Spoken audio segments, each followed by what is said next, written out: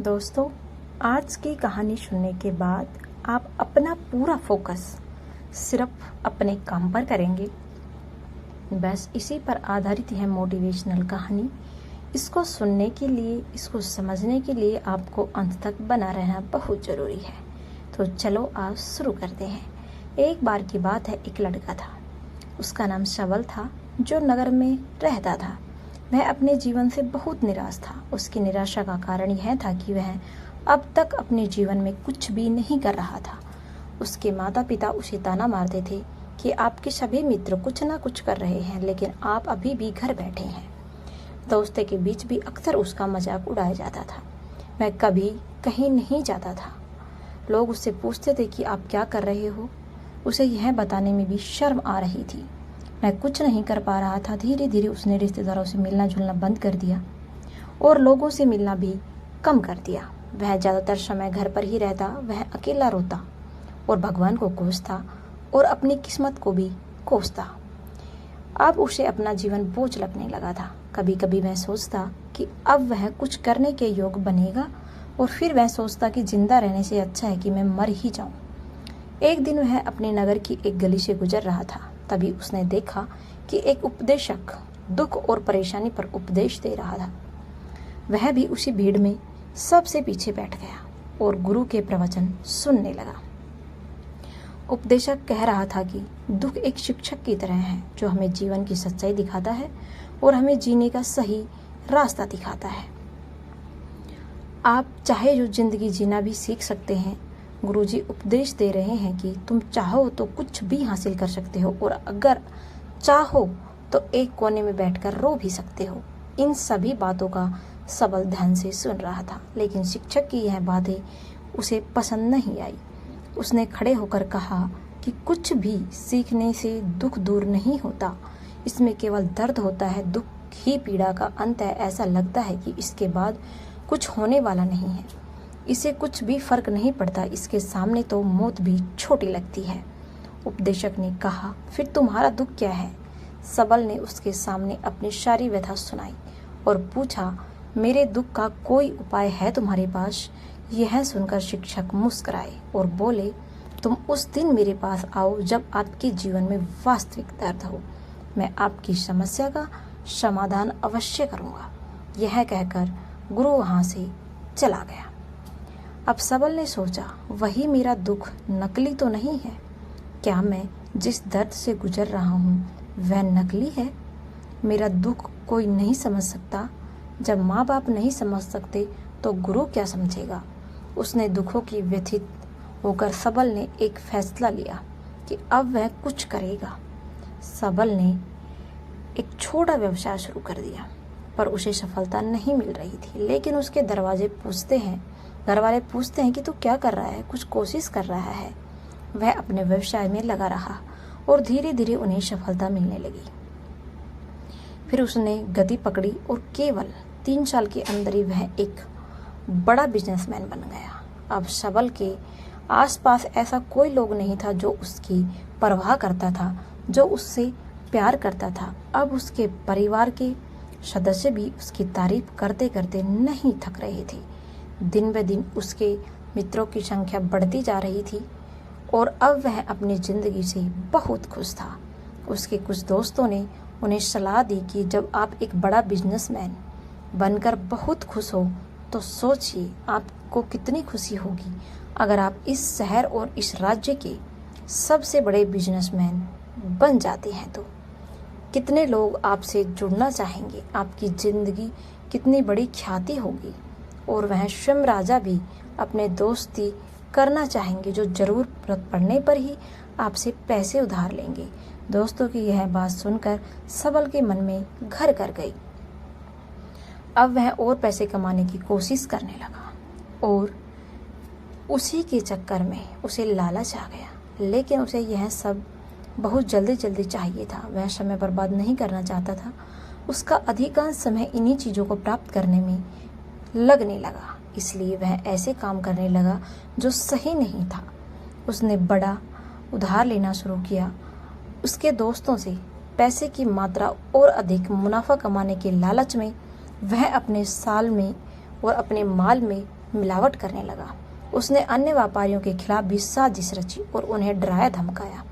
जैसा उसके दोस्त कहते थे वह वैसा ही करता था। वह इन तरीकों से ज़्यादा पैसा कमा रहा था, पर अब उसके जीवन में पहले जैसा चैन नहीं था। उसके मन की शांति गायब हो गई थी और वह रात को सो नहीं पा रहा था। वह हंगामे में रहता था। वह सब कुछ पाकर भी उन्हें कुछ भी चीज़ों से सुख नहीं मिल रहा था। एक दिन सबल अपनी गाड़ी में कहीं जा रहा था। तभी रास्ते में उन्हें उपदेशक का आश्रम दिखाई दिया। वह रुका और गुरु के पास जाकर बोला, संत, आपने मुझे मेरे पास आने के लिए कहा था जब मेरे जीवन में सच्चा दुख आता है। अब मैं बहुत दुखी हूँ कि मेरी नींद हराम हो गई है। मुझे कहीं भी शांति नहीं मिल रही है।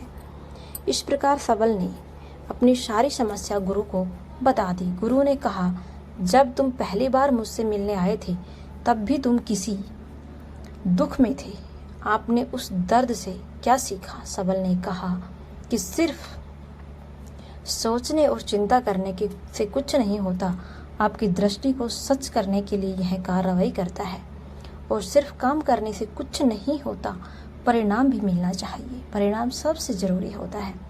जब आपको लगता है कि आपका लक्ष्य हासिल नहीं होने वाला, तब राह में चाहे कितनी भी मुश्किलें आ जाएं, मन कितना भी निराश क्यों न हो जाए, कितना भी लगता हो कि अब कुछ नहीं होने वाला है, तभी विश्वास करें, मैं जो भी कर रहा हूँ उसमें अवश्य सफल होऊंगा। अपने अंदर इस चीज़ को ठान लेना चाहिए। लोग केवल सफल होने का सम्मान करते हैं। कोई कितना भी अच्छा क्यों न हो, वह हमेशा लोगों की नज़रों में बोझ बने रहते हैं।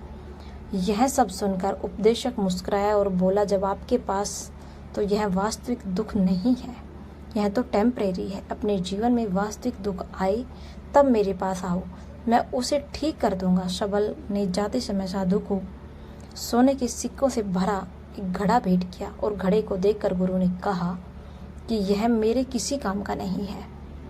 उस पेड़ के नीचे गड्ढा खोदकर गाड़ दो। सबल ने घड़े को पेड़ के नीचे दबा दिया, जैसा कि गुरु ने बताया था, और वहां से चला गया। कुछ दिनों से कारोबार ठीक चल रहा था, लेकिन व्यापार के गलत तरीके के कारण धीरे धीरे उसे व्यापार में घाटा होने लगा। उसकी सारी दौलत धीरे धीरे खत्म होने लगी। और एक दिन ऐसा भी आया कि जब उसके पास कुछ भी नहीं बचा था और उस पर कर्ज का बोझ चढ़ गया था, परंतु वह निश्चिंत था क्योंकि उसने अपना सारा कर्ज अपने दोस्तों से लिया था। उसने सोचा कि उसके दोस्त बुरे वक्त में उसके साथ खड़े रहेंगे, लेकिन ऐसा कुछ भी नहीं हुआ। जैसे ही बुरा वक्त आया, दोस्त पहले उसे कर्जा मांगने लगे। अगर उसने कर्ज नहीं लौटाया तो उसे जान से मारने की धमकी भी देने लगे। उसकी सभी शुभचिंतक और प्रियजन उससे दूर हो गए। उसके दोस्त जो उसके साथ मस्ती किया करते थे, अब वो उससे दूर भाग रहे थे। उसका परिवार उसकी गलतियां और उसकी कमियां गिनाने लग गया था। उसकी सारी संपत्ति नीलाम कर दी गई थी और उसके पास कुछ भी नहीं बचा था। जब उसने अपने पिता से मदद मांगी तो पिता ने कहा कि मेरे पास थोड़ी सी संपत्ति है, मैं तुम्हारी माँ को क्या कहूँगा अगर मैं तुम्हें दे दूँ। यह संपत्ति हमारे अंतिम उपाय है। सबल के मन में गहरा दुख छा गया था।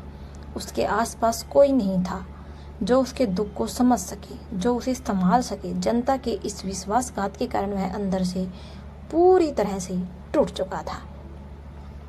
वह सोचने लगा कि अब जीने का क्या मतलब है, अब तो मौत ही मेरा सहारा है।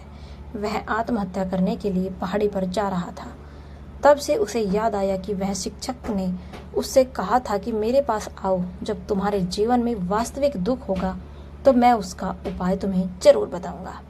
सबल गुरु के पास गया और अपनी सारी व्यथा सुनाई। आंखों में आंसू लिए उसने कहा, हे गुरुजी, मेरे दुख का निवारण कीजिए। गुरु ने कहा, जब जीवन में असली दुख होता है तब मेरे पास आ जाना, मैं इसे जरूर ठीक करूंगा। सबल ने कहा कि ये क्या हो रहा है, मेरी जिंदगी में अभी दुख नहीं है तो आखिर असली दुख क्या है। गुरुजी ने कहा, सबसे कहा कि पहले आप मुझे बताएं कि आपने अपने दुख से क्या सीखा।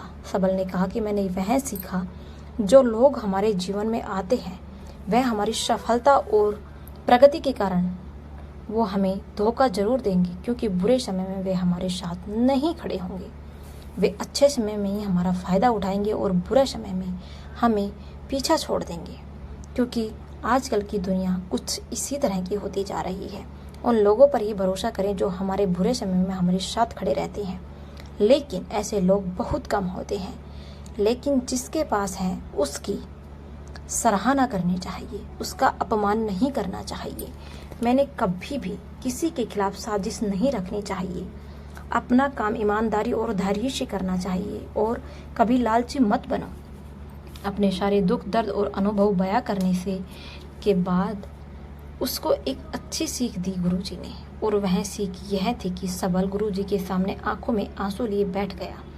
कुछ देर बाद साधु उठे और पेड़ के नीचे एक गड्ढा खोदा और घड़ा निकाल कर ले आए जो सोना के सिक्कों से भरा हुआ था। उसने सबल को देकर कहा, मेरे पास आओ जब तुम्हारे जीवन में वास्तविक दुख हो। सबल ने अपने शिक्षक को धन्यवाद दिया और उसे कहा, प्रणाम करके चला गया। उस पैसे से उन्होंने एक छोटा सा व्यवसाय शुरू किया। अब वह छोटा व्यापारी बनकर बहुत खुश था। उन्होंने पूरी लगन और ईमानदारी से कारोबार किया।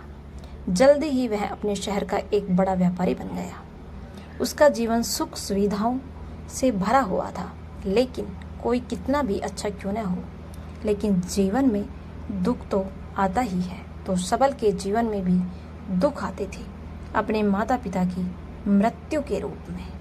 जी हाँ, जब सबल ने फिर से कार्य शुरू किया तो दोनों एक ही दिन मर गए।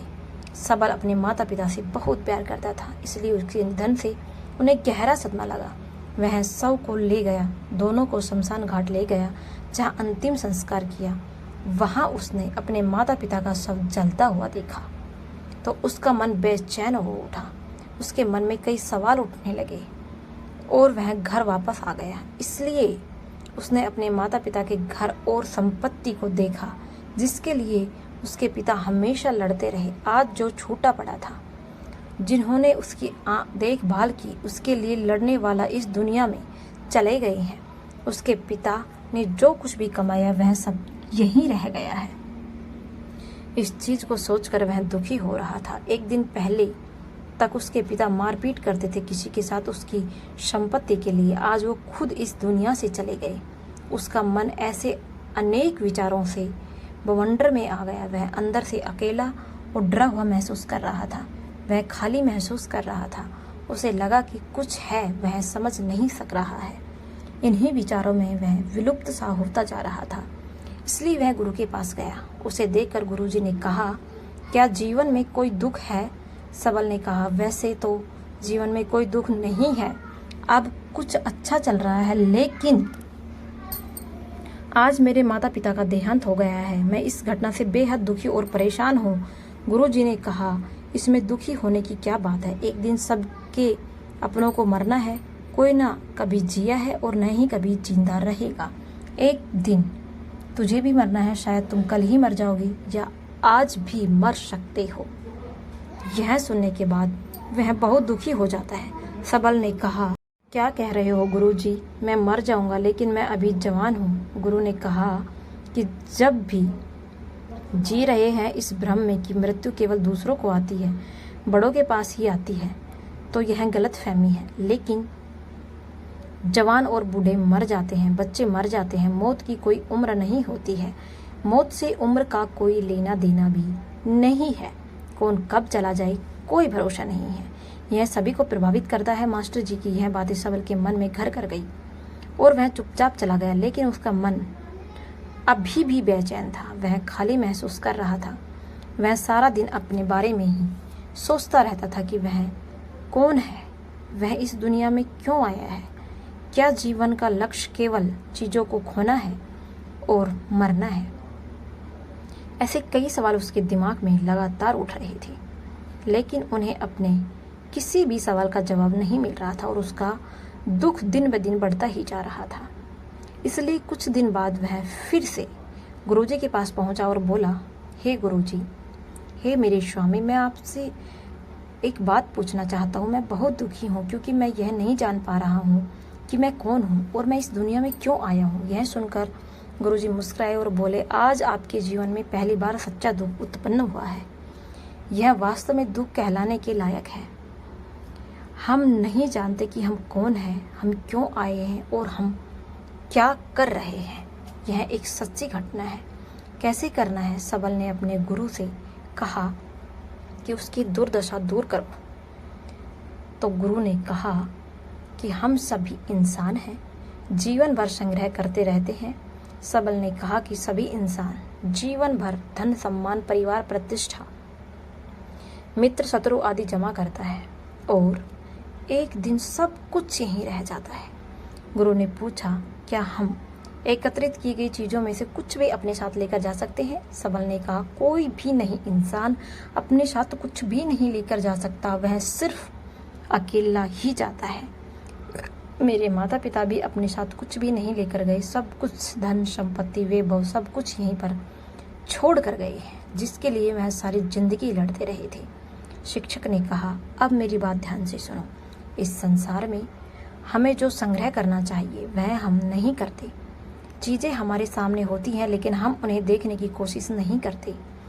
हमें इस दुनिया में जो कुछ भी इकट्ठा करना है वह हम खुद हैं। हमें खुद को जुटाना होगा ताकि जब हम मरें तो हम एकजुट हो सकें और खुद को पहचानने में सक्षम हो सकें।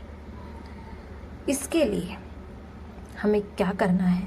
हमें सिर्फ अंदर से बटे हुए प्यार, नफरत, गुस्सा, ईर्ष्या, इन चीज़ों, क्रूरता, धन, स्थिति, प्रतिष्ठा, सम्मान, पहचान, शर्म, जाति, सैकड़ों हजारों ऐसी चीज़ों को इच्छाओं में हम विभाजित हैं और इन टुकड़ों को जीवन में जी रहे हैं। इस विभाजन के कारण हमारी चेतना कभी एक नहीं हो सकती। हमारी चेतना शक्ति बिखरी हुई है, इसलिए हमारे पास इतना समय नहीं है कि इतनी ऊर्जा नहीं है कि हम एकजुट हो सकते हैं और अपने भीतर देख सकते हैं। वास्तव में धन, सम्मान और सुविधा का अभाव लोगों से दुख समझते हैं और जीवन भर के लिए दुख कहकर रोते रहते हैं। दोस्तों, शायद आपको भी बहुत अच्छे से समझ आ गया होगा कि धन और संपदा बहुत ज़रूरी नहीं है। अगर ज़रूरी है तो वो है सांत्वना और दूसरों की चीज़ों पर ध्यान नहीं देना, स्वयं खुद पर ध्यान